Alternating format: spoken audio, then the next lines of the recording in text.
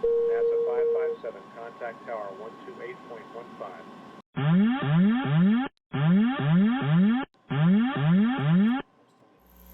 Caution, caution. Manual, fuel, manual, fuel. I'm John Goglia. I'm Greg Feith. And I'm Todd Curtis.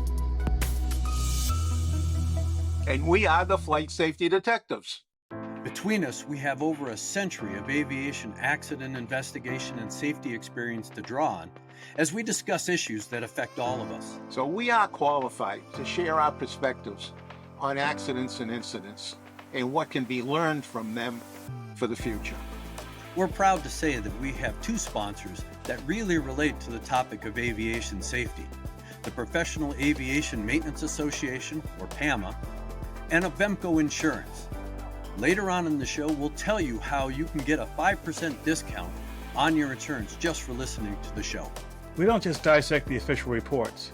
In every episode, we identify safety issues and take the mystery out of accident investigations. So maybe pilots and their planes can have safer flights ahead.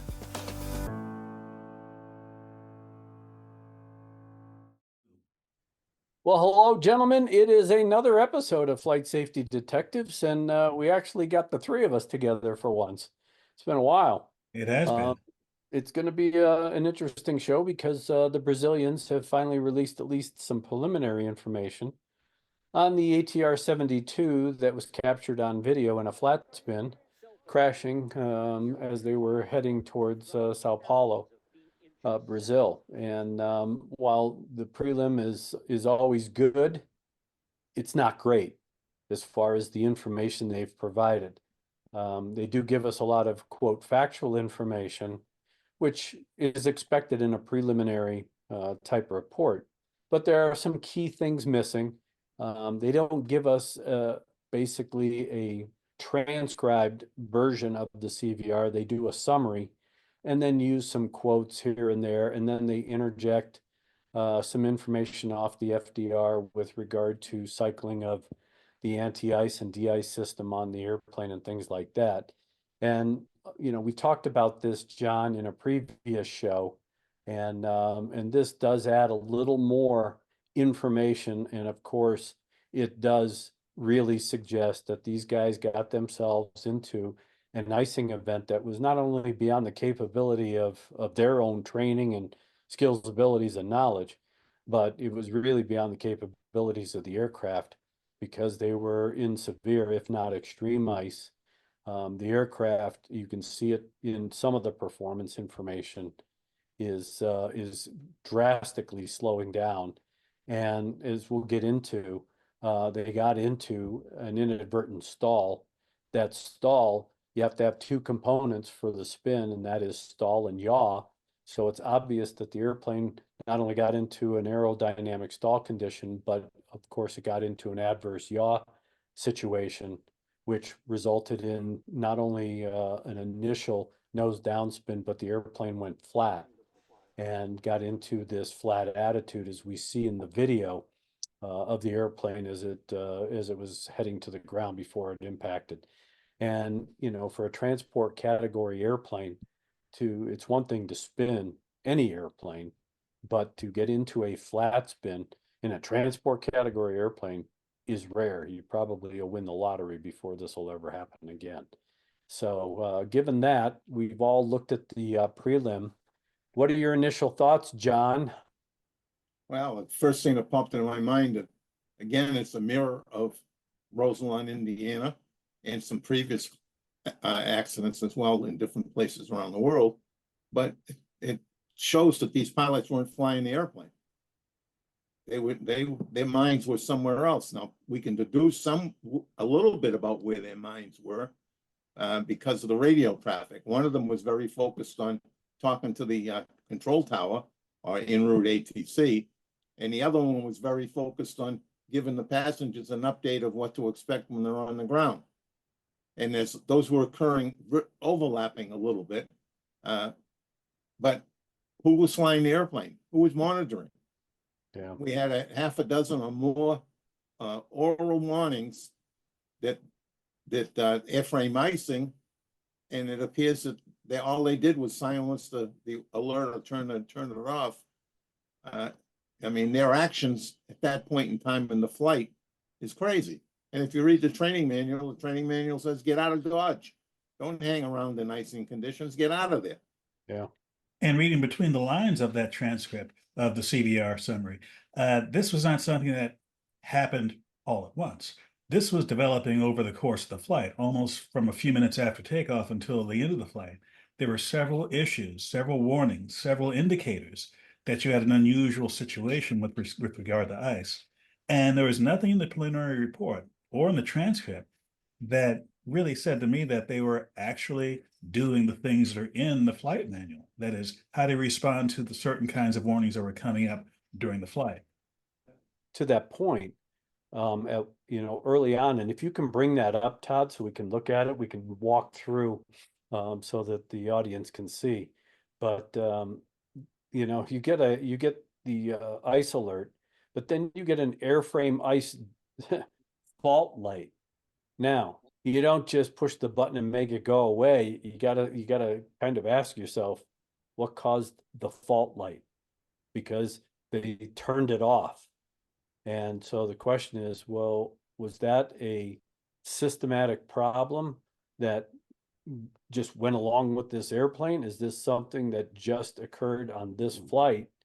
We never see it again through the rest of what's been provided as a transcript, a synoptic, if you will. Can you bring that up? One of the things I did with the transcript and the preliminary report is I looked at it and did some editing in it to make it more sensible to me. They had the timeline of this for UTC time, but I did it in the sense of from the moment of starting the takeoff as time zero, at what point in the flight did these things come up? And yeah, I did that as well, which gives it a better perspective. And they took off, and about 14 minutes later, they turned on the propeller anti-icing at about 11,000 feet. And sometime later, that was a 14-minute mark for the propeller anti-icing. The electronic ice detector, about 2.5 minutes later, there was an alert signal. Now, there's an ice detector, and it was depicted in the preliminary report. That's a visual indicator. That is, the pilots can look out of the windscreen and see this. And after 2.25 minutes really, after the propeller anti-icing was activated, you had this ice warning. Then they did the airframe anti-icing right after that. But the thing is, it got cut off about 39 seconds after they had a chime in the cockpit, which was a warning signal. The crew commented that there was a fault in the airframe de-icing system, and they would turn it off. There's anti-icing systems, there's de-icing systems. Anti-icing systems, which is what was on the propeller, is what one puts on before there's icing indicated. De-icing system is one you put on after there's ice forming or ice indicated being formed on the aircraft. And for this aircraft, and you can see from the graphics here, the airframe de-icing system was on the leading edges of the wings, leading edges of the horizontal stabilizer, and other parts of the aircraft. I believe, Greg, you were saying it's also on the vertical fin. It's on the what they call the smile or the inlet on the engines. This is a naked vertical stab. Some airplanes do have a boot on the vertical stab. This one didn't. But in looking at your timeline, Todd, the key right here, stop right there, where you have 1737 and we got the airframe de-ice fault. Right. There is a procedure for that. And if you go to the procedures, which are in this prelim, it tells you if you have an airframe de-ice fault, the number one item, get out of icing. And there is no indication that these guys were leaving the icing condition because they were still steady at flight level 17,000 feet. And for those of you watching the video version of this, I have a graphic from FlightAware, which has a profile of both the airspeed and the altitude of this aircraft throughout the flight. And at this time in the flight, about 17, 18 minutes after they began the takeoff roll, you can see that you had a nice steady cruising altitude of 17,000 feet, all the way until almost the end of the flight when it lost control and crashed. And this says a couple things. One, they didn't do the number one thing, getting out of the icing condition, which typically means you change the altitude. And two, and this is something that you pointed out to me before the show, the fact that they had a nice steady altitude the entire time of the flight indicated they probably had the autopilot system engaged. Correct. Yeah. And that is a no-no because of what? Well, given the fact that in this type of icing, severe to extreme, the autopilot will mask the performance degradation in the aircraft. And so it will constantly trim the airplane and basically mask the performance, the negative performance that the ice is causing on the airframe and the wings. And the pilot won't know what really is happening with his or her aircraft until till the autopilot lets go. That's what we saw in the ATR accident, the American Eagle at Roselawn, was that they had the autopilot on, and when the icing condition became so bad to cause what's referred to as a aileron hinge moment reversal, it basically overpowered the autopilot. It tripped it offline, and now you have a mistrimmed airplane that is rolling at some ridiculous roll rate, kind of like, I think this one showed a bit of a roll rate, not as great as Roselawn, but here nor there, the pilots now are surprised or startled because the autopilot kicks off, the airplane rolls, and now you're grabbing that control yoke, trying to figure out what the airplane's doing, and then what corrective action is necessary to return it to controlled flight. Now, you mentioned Roselawn. That's a shorthand for the ATR-72 event in 1994, Roselawn, Indiana, which was also an icing-related one, which is quite well known in the aviation safety community. But for the benefit of those in the audience who weren't paying attention 30 years ago, what can you say about Roselawn, and why is that so important when it comes to operating ATR-72s in icing? Well, it's ATRs in general, both the 42 and the 72. What we learned was that there were precursors to the ATR-72 accident in Roselawn. They had happened a number of times with the smaller ATR-42 aircraft, where we had uncontrolled rolls when the aircraft was operating in icing conditions, and ice was building up that couldn't be cleared by the de-icing system.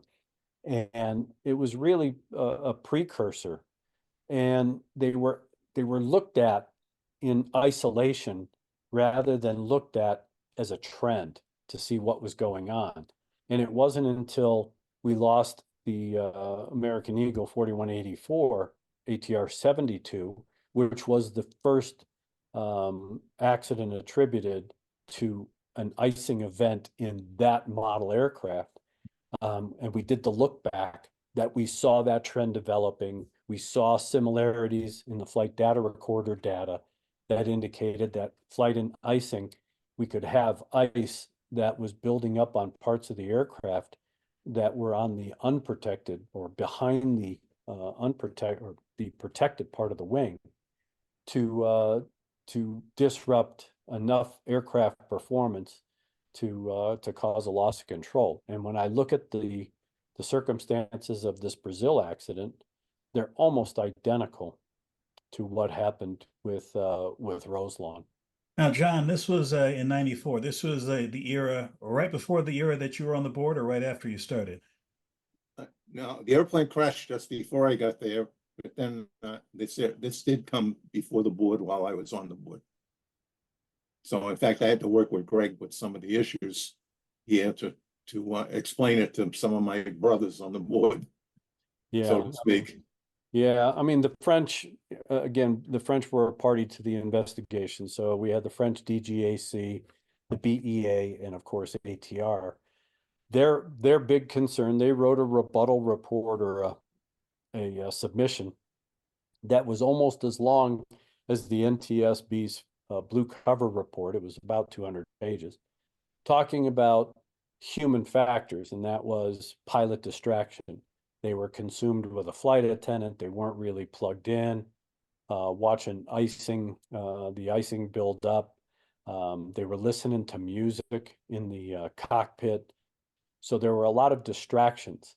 Of course, they were at 10,000 feet, and they were getting ready to descend into Chicago. The question is, should they have been in a sterile cockpit environment? Given the fact that they were in icing conditions, should they have had more operational discipline? And you can see a lot of those same things just in this summary of the Brazilian accident, because they, as John said, they were consumed with talking with ATC, which they had to do, but they were briefing the passengers. The captain was briefing the passengers in the back. Even when the first officer said, "Man, there's a lot of ice," Now, that was just a comment that ended up floating in space with no response. now, one of the things about the summary of the CVR is that it's a summary. For instance, one of the things that jumped out to me, and by the way, for those of you looking at the screen, the bolded items were not in the transcript or the summary. Those are notes I added for my own benefit. There was like almost an hour portion of the flight during cruise where the electronic ice detector signal went off and on. And it was an oral alert, so they would have been hearing something, is my understanding of it. And this happened 4 times during the hour. There's no indication that they were taking any specific action related to this. And given that the profiles show that it stayed at level flight the whole time, it looks like they made no effort to alter the course of the aircraft. Now, toward the end, And let's just caution again, we don't know what was actually being discussed during that period of time. I mean, the way it's written, you could basically interpret that yeah, those audio signals or audio alerts are happening because it was recorded on the cockpit voice recorder, but they don't show any dialogue between the pilots going, "Hey, what's that?" or "Why is that going off?" or "Is there a procedure?" We don't know if they had any kind of discussion, or it just fell silent and they just lived with these alerts going on and off for a multiple period of time. And then as your chronology keeps going, you got the SIC or the first officer talking to the dispatcher. They're doing other things. And again, they're in pretty significant icing conditions, but it doesn't seem that they are taking it as a threat. this portion that's on the screen here is about a 2.5 minute portion of the flight. And the beginning of it, this is my notes, an hour after the airframe de-icing was deactivated, and while the alert signal was active, the alert signal had activated shortly before this, the second in command made radio contact with the airline's operational dispatcher at the destination airport for coordination of the aircraft arrival. So again, there's a warning going off, and they're doing something not related to dealing with the warning. And about a minute later, at the same time of the second in command's coordination with the dispatcher, a flight attendant called over the intercom. Second in command asked her to hold on a moment and continued speaking with the dispatcher. So we have 3 things at least coming into the the first officer, second in command's head. Yeah. Flight attendant, talking to dispatch, and a warning. Yeah. And then as in your chronology, you look, the PIC decides he needs to be telling the passengers what the weather is like on the ground. Like, dude, you're in icing conditions. You should be paying attention because this airplane's going to come unhinged here pretty quickly. And again, this is a summary, so we don't know what other actions they may have been taken. The flight data recorder data has a lot of straight lines on it, which really doesn't give you a good representation of what was happening, especially with airspeed, because they did get these now, you can see it on your chronology, they start to get these cruise speed low alerts, which again are measuring the performance of the aircraft. And they're basically warning the pilot, hey, something's going on. You got to bump the speed up because, you're getting critically low for whatever reason. And it seemed to go, just one ear out the other, because there doesn't look to be any kind of actions taken to either figure out what's going on, why it's going on, or what corrective actions should be going on to identify and correct this particular situation. It may seem to be an unfair comment to the flight crew, but in the chronology here, I'd noted that a minute after the airframe de-icing was turned on for the second time, they had the cruise speed low alert.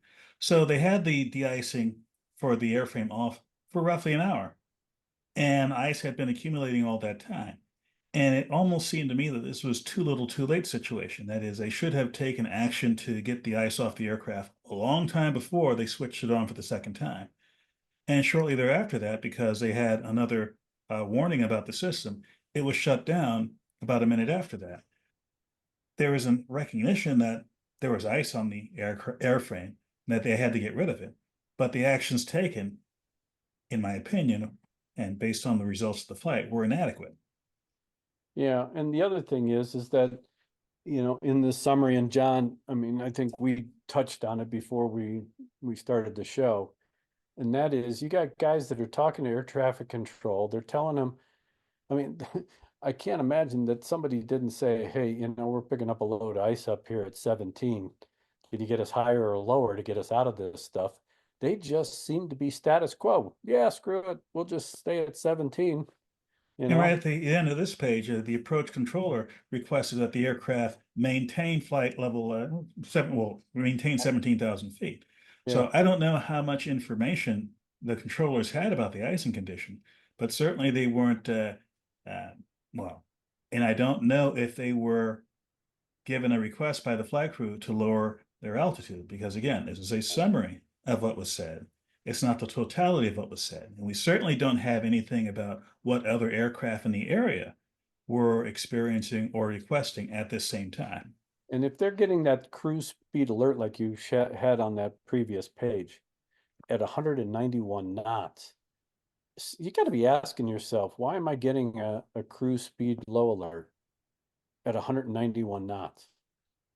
And they don't even recognize the cascading failures. Yeah. All right, so you get one repeated warning, bing, bing, bing, bing, 6 times or whatever. Right now you're getting slow speed. Right, and it's just they're not flying the airplane. Well, they responded when the air traffic controller said, "Hey, maintain 17,000." They replied they would, and they were at the ideal point for descent, waiting for clearance. Okay, in a situation where you have these warnings going on, should you wait for clearance or should you take action to save the aircraft? Yeah, you just asked me. Wait, I want to add one thing to what you just said. I've been in a million cockpits, airline cockpits, right? And one of the things that always stood out to me is that the pilot's response to air traffic control is almost like knee jerk. They don't even think about it. If they change the altitude, they repeat it. It's just routine. It's almost like it's superficial. And they take action. Yes, they take action on it, but it doesn't seem like there's any coordinated brain power to put it together. It's just follow the instructions. No thinking required. Just follow the instructions. And I saw that many, many times. And that is the point that they address in crew resource management, or they used to. I haven't been through any in a long time now, but they used to address that about digesting what's going on in the cockpit. And that's an input into the cockpit, and both of them should be digesting it. And we don't always see that. Yeah, and again, the air traffic controllers aren't flying that airplane. The pilots are. And if they're in a situation that is presenting a hazard, such as in this case, where you have a pretty extreme buildup of ice, it's like, okay, well, I'm not staying at 17. Can you get me lower or get me higher? But the crew should be also monitoring the environment that they're operating in. And if nothing else, ask questions. It's just, again, we don't have the complete picture. We're being critical based on, a summary, if you will. But again, just looking at what has taken place, and of course the ultimate outcome, I mean, they're getting a degraded performance. This aircraft is kind of a smart aircraft because after Roselawn, what we saw and what we figured out when we were looking at the flight data recorder data is we could see the degraded performance of the aircraft every time the aircraft went into the icing event. They weren't in a continuous icing event in Roselawn. They would fly into the ice, come out because they were in a holding pattern. They would come out of it. They would clear what they thought was the ice, which again, there's another problem with that, and that is the boot cycle. They don't necessarily break all the ice off or break it off symmetrically, and you will have what's called shark tooth type jagged ice patterns on that leading edge. So every time they went into the ice event and accumulated more ice, especially as that ice built up behind the boot, they couldn't clear it. We could see the performance degrade based on the flight data recorder data. This is indicative, and again, the fidelity of the data doesn't really show it, that's in the preliminary report, but they got a degraded performance alert at 184 knots. So, I mean, those are the kinds of triggers, at least to get the crew going. What's going on? What are we doing? And how do we fix this? Yeah, they just weren't digesting all the information. Information was there. It just wasn't coming home. And that clearly falls into CRM territory. And training. Well, Now, there's another issue or another aspect I want to put into this. This occurred in Brazil, and as per international standards, it's going to be investigated by the national authorities of Brazil. The investigative authority, SANIPA, is run by the Brazilian Air Force, as too is air traffic control in Brazil. Now, the average person might say, well, is there a potential conflict of interest between having the investigative authority possibly also being in the same organization that has a role in how this aircraft ended up where it was? And if so, is there any kind of history that points to a possible conflict of interest here?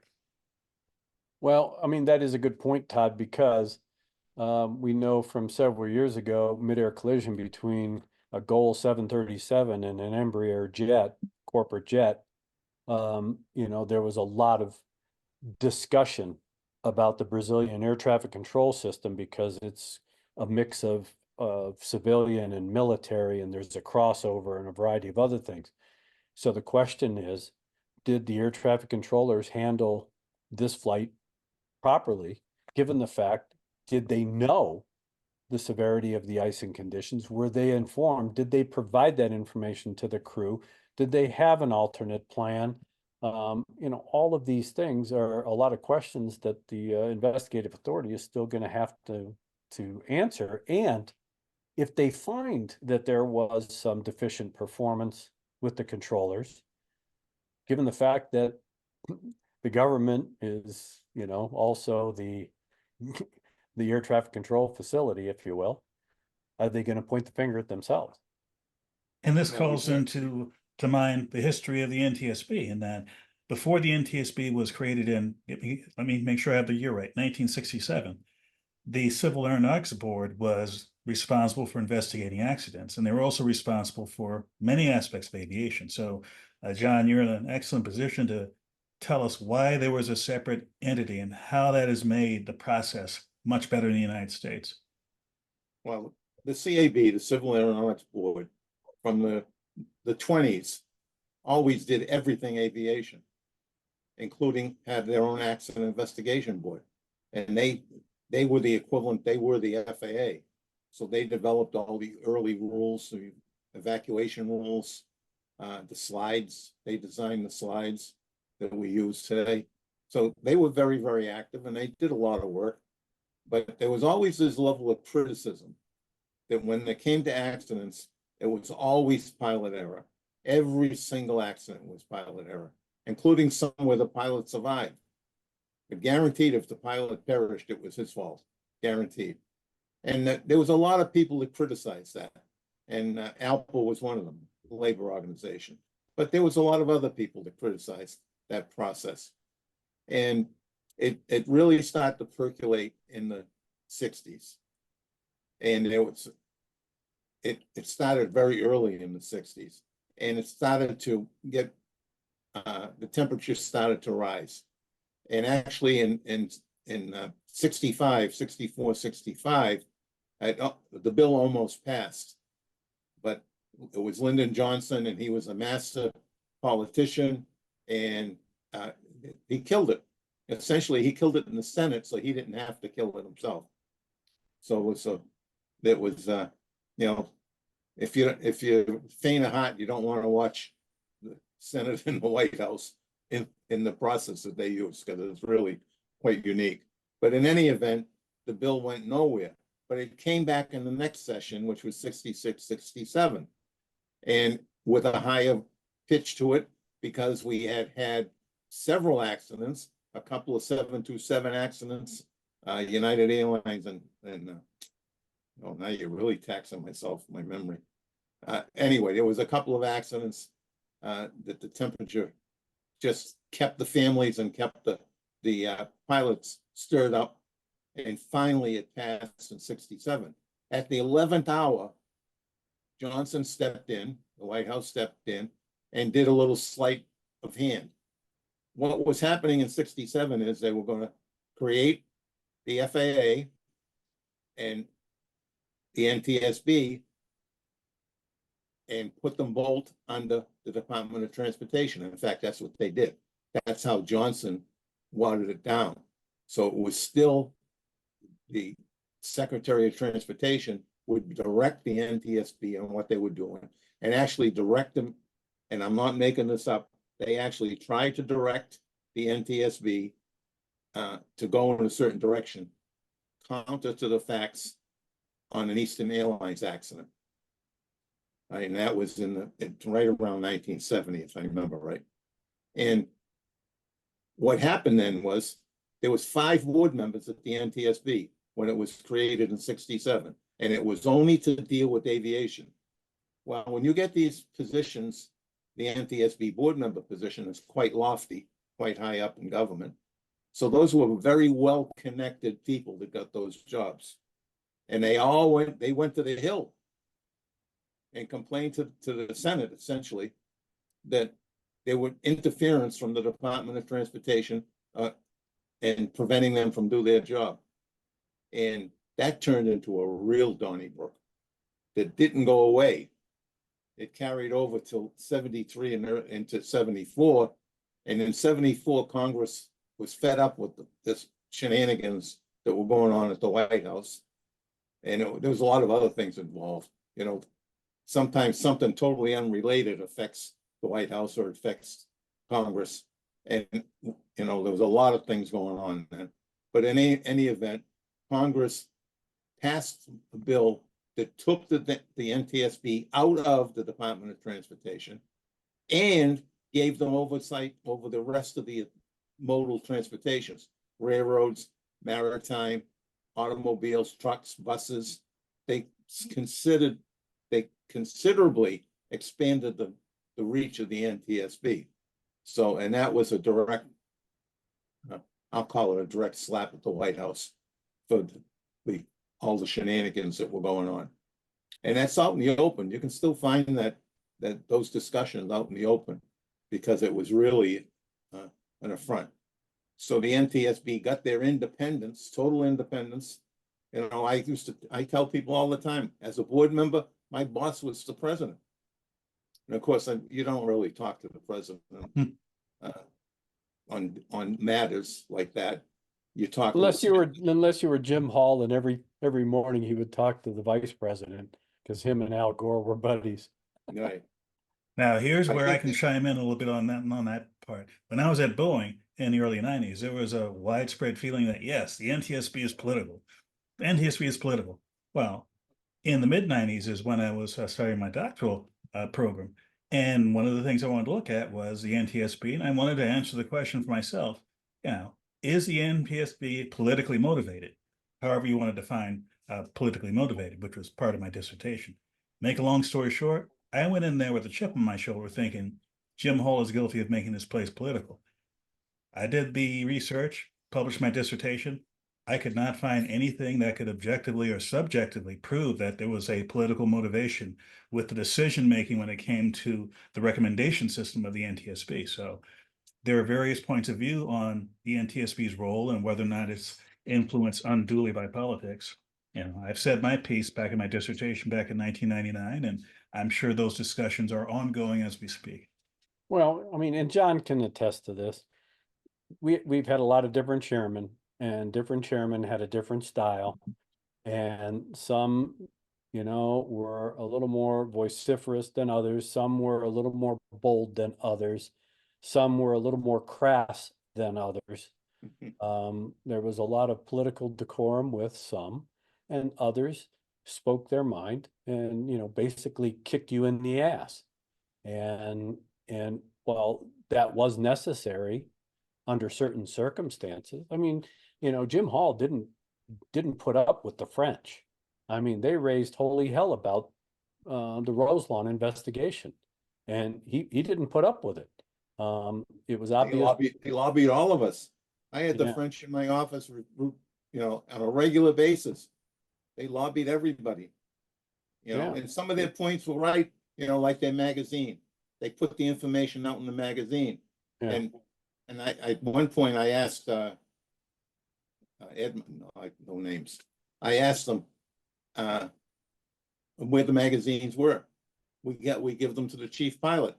I said, I know. I've saw many of them in the airline offices. They don't distribute them. They have stacks of them in the chief pilot's office. They don't give them out to their pilots. So And you the- got all this nice information all prepared, and it's not being given to the guys who need it. Yeah, it was never in a flight manual. It was all winter ops stuff. And they said, well, we distributed it. Yeah, but it wasn't in an official capacity. You couldn't expect a pilot who just happened to be in the pilot lounge, pick up the magazine and read it, if you wanted that to be part of an official, you know, document, if you will. And they tried to lobby that, oh yeah, we did all that. No, you didn't. So, I mean, Jim held his ground with that, and it's like, we're sticking with what we have.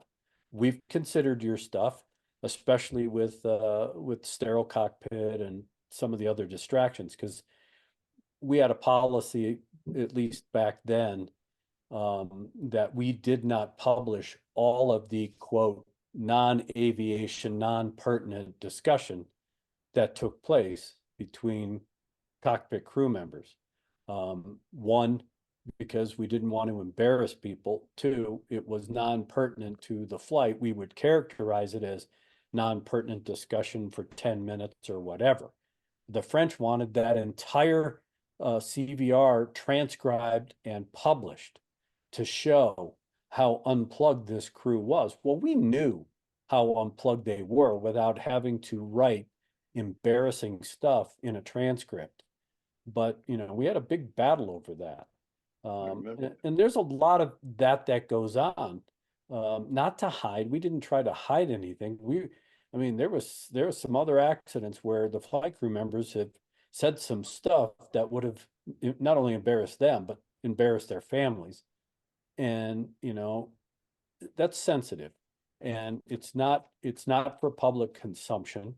It had nothing to do specifically with the accident, other than it was non-pertinent conversation.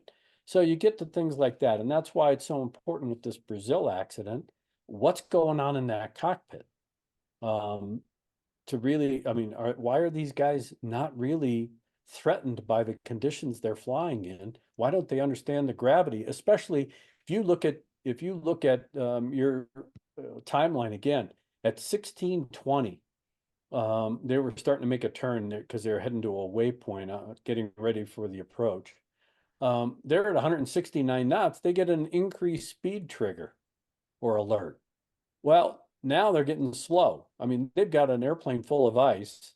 The airplane is telling them, you got to do something with the speed here. And that is increase the speed, because we're going to fall out of the sky. And if you look at it, that's just about the time that they get stall warning, because if you read your summary, it says immediately afterwards, vibration noise was heard in the aircraft simultaneous with the activation of the stall alert. Yes, because that airplane had loaded up with ice and got into the aerodynamic stall condition. And if the autopilot hadn't been off before then, it was now, because it's going to trip off.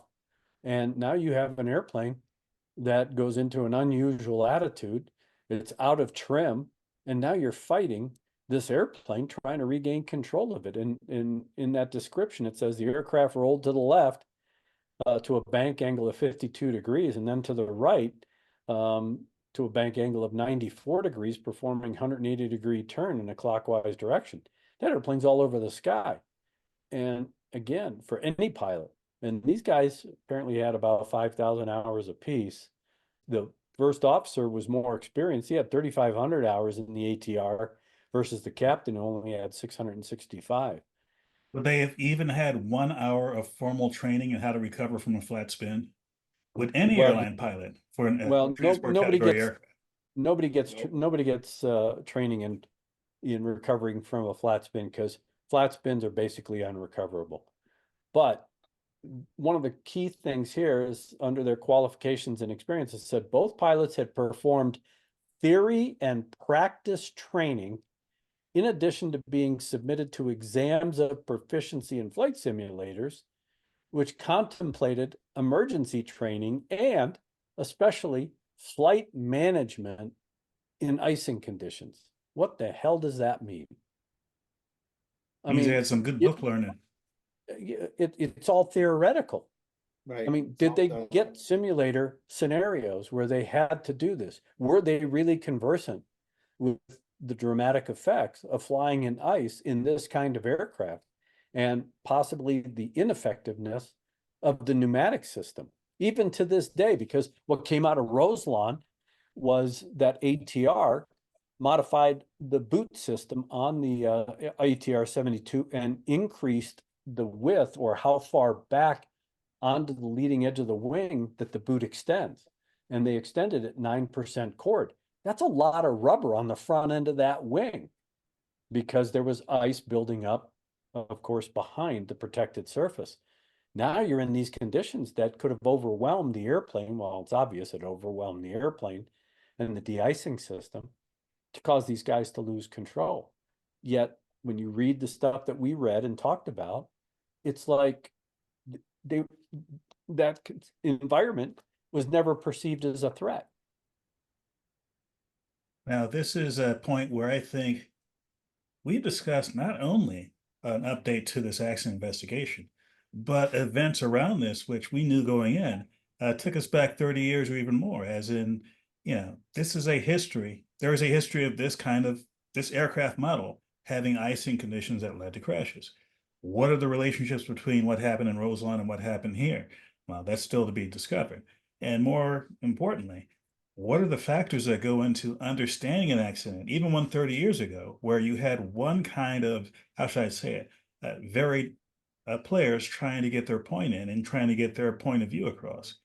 You have a different situation here where you have different players, but also potential issues when it comes to, are the people investigating this going to be in a position to truly and objectively point out what went wrong, even if they, the investigating authorities, were indirectly involved in the process? It's going to be an interesting final report when it does come out. I think for the viewers, though, as we wrap this up, I think, again, the critical thing here is we're not just talking about big airplanes. We have general aviation airplanes that are certified for flight into known icing conditions, especially the single engine turboprops, high performance type aircraft. You really have to understand the environment you're flying in. And I would encourage folks to download the ATR72 Roselawn accident from the NTSB and read it, because we talked about a lot of different icing conditions, not just rime ice, mixed ice, clear ice. We're talking super cooled drizzle droplets, SSLDs, things like that. That's the runback ice. That's the freezing rain, freezing drizzle. That's where the temperature band is 0.5 degree centigrade, 0.5 degree. The difference between a frozen, basically a crystallized droplet of water versus a supercooled droplet of water, which is well below freezing, but still in a liquid state and does not freeze until it actually adheres to your aircraft as you're flying through it. And as we come into the winter season, because we're in the fall now, temperatures are changing, icing conditions are going to be ripe all over the country. Pilots really need to be understanding of what it is, the environment that they're looking at when they make their decision whether to go or no go in an environment like that. You really have to monitor temperature. You really have to understand the temperature bands, the freezing levels. Freezing levels give you conventional icing. They don't, and we came, at least one of the recommendations that came out of the Roselawn accident was that the weather services come up with a better prediction model for freezing rain, freezing drizzle environments, which will help. You got to pay attention to that. And lastly, the safety board has put out, they have a bunch of safety alerts that they put out on critical issues. And they just recently put one out this past month in August called Flying in Icing Conditions. And I would encourage our viewers and listeners to download this because they've got some great information in it. It was based on not only the ATR Roselawn accident, but general aviation accidents, because they describe a PA-46, which is a Piper Malibu. They talk about an Embraer 500. They also talk about a Cessna 208 Bravo that encountered supercooled large drizzle droplets. This is very good reading. And this is something that every pilot who's going to fly in wintertime or fall or spring, where icing conditions still exist at altitude, this is the information that they really need to have in the back of their mind when they enter those kinds of weather conditions. So I would encourage them to download this safety alert. And we'll put it over.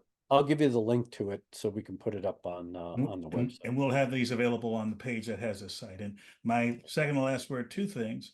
One, to emphasize what Greg just said, icing is something that should be respected, not feared.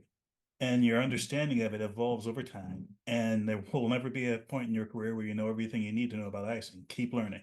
Second part of my next to last word, to our friends in Brazil, especially those who are very, very involved in aviation and who are involved in understanding how government works and how society resolves something like this.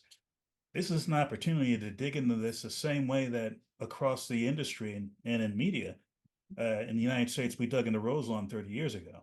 There are a lot of things to understand here, and it'll take a very detailed knowledge of how things work in Brazil to come to an understanding that can really push things forward. Yeah, and one last thing before I let you have the last word, John, and that is, again, just because your aircraft is certified for flight into known icing doesn't mean you can fly in known icing, because the conditions can overwhelm the system. They can overwhelm you as a pilot and your skills. But even if you have a pneumatic system and you exercise it and you think you've cleaned the wings or cleaned the tail, even cleaned the props or whatever, you probably haven't, because there is what's called the wetted surface of the airframe. That is the unprotected surface, but is still exposed to moisture, i.e. if you're flying in the rain, that's the wetted surface. It's going to be all over the aircraft. But in ice, you're going to still see ice buildup on parts of the aircraft. So in this case, with the ATR, you have a clean wing because you've blown the boots. You have clean horizontal stabs because you blew the boots. But the vertical stab is not protected. So now you're going to pick up a load of ice, a ridge of ice along the vertical stab leading edge. You can't clear that because it doesn't have a boot. The front end of the airplane, the radome itself, that doesn't have a boot on it. It's not heated. So you get into an icing environment, you're going to be picking up a lot of ice on the front end of your aircraft, just like we see on the aircraft spinners of the propeller. So again, just beware that, yes, because you got an airplane that can supposedly fly in icing conditions, doesn't mean that you're going to clear all that ice exercising the system. So with that, John, I will leave you with our last word. Yes, I've got a lot of them today. You know, as you guys were talking here right at the very end, got thinking about all this information that is got to be piled into a commercial airline pilot's head. You know, it's one thing, Todd, you get your private pilot's license, what you're going through, you're going to get a commercial, but it's in general aviation airplanes. Pilots need to spend a portion of that time off they have every month hitting the books and understanding what's going on. It's not just what is sent to you from the company or what you pick up in training programs. You need to really start reaching out and learning about your airplane. And that's the point that the French were trying to make, and they didn't make it very well in the ATR crash in 94. Right? That pilots, professional pilots, need to spend some of their time understanding and knowing what to do in adverse conditions. And just an observation. So to all of us else, the rest of us that are out here flying little airplanes, there's still a lot of little airplanes that crash every day, every week. So please, if you're going to go flying, do a good job of pre-planning. The weather is very important. We've been talking about it here for almost an hour. Make sure you check your weather, where you are, where you're going, and everything in between. Pre-flights, I'm still seeing pre-flight accidents and events coming up with pre-flight where guys just don't do a very good job of pre-flighting their airplane, including in the cockpit for switches and instruments. And when you get off the deck and you're flying, put that damn head on a swivel, because we have crowded skies today. And if you start looking at some of the NASA reports, the near misses seem to be going up. I didn't do the study, but just looking at them, it looks like they're more frequent than they used to be. That could be just people are filing better today. I don't know, but it sure looked like it was growing. So please fly safely. Thank you for checking out our show. We really value our listeners and subscribers. Our podcast gets ranked by you and how much you like it. So please give us 5 stars in your podcast platform. We want to keep in contact with you. We are on Facebook, Twitter, Instagram, and of course, YouTube. You can email the show at flightsafetydetectives@gmail.com. By the way, if you're on YouTube, we're really working on growing the channel, and it helps if you all send in comments. Please do that, and we read all the comments. And be sure to subscribe. Remember, if you're in the market for aviation insurance, you can save 5% with Avemco just by mentioning our show. Visit them at www.avemco.com. That's it for this episode of the Flight Safety Detective. Until the next episode, fly safe.